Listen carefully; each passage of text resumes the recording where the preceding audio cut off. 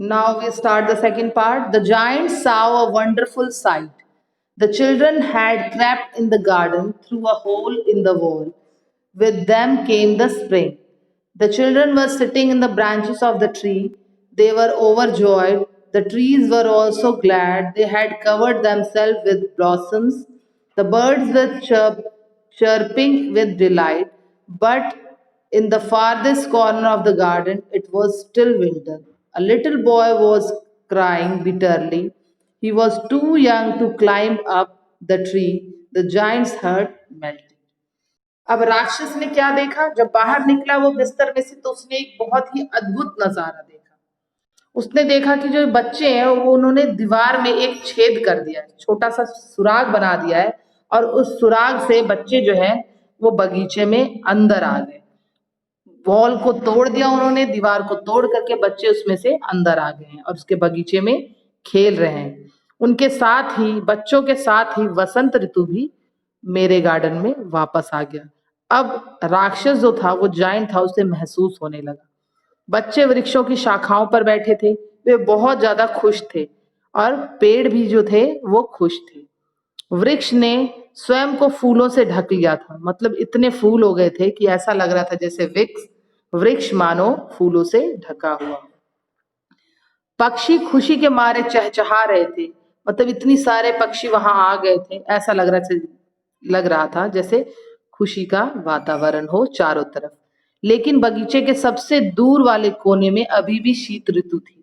एक छोटा सा बच्चा वहां पर जोर जोर से फूट फूट कर रो रहा था।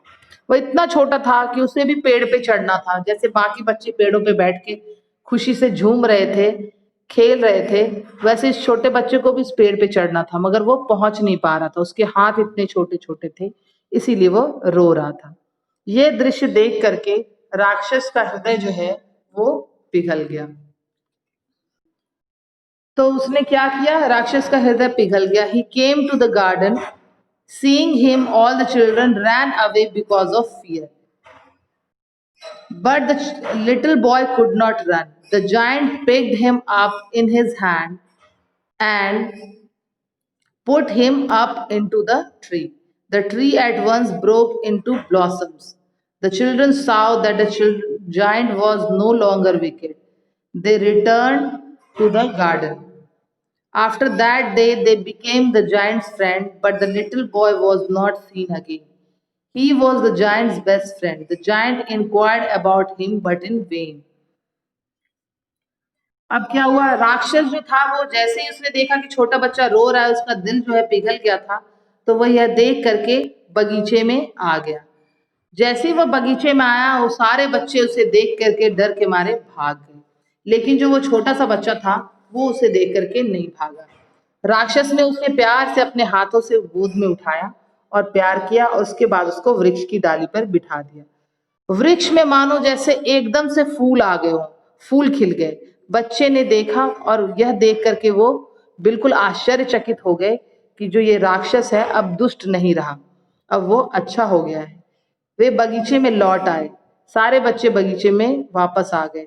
उस दिन के बाद वह राक्षस जो था वो बच्चों का मित्र बन गया, लेकिन वह छोटा सा लड़का उस दिन के बाद से दोबारा दिखाई नहीं दिया।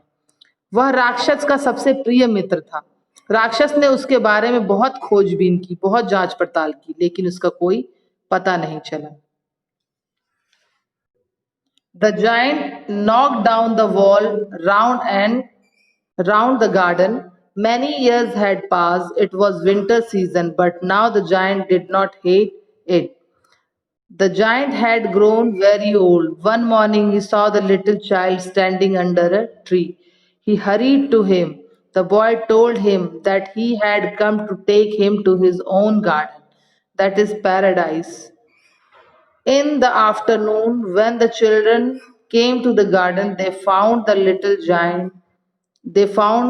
giant lying dead under a tree, and his body was all covered with white blossom.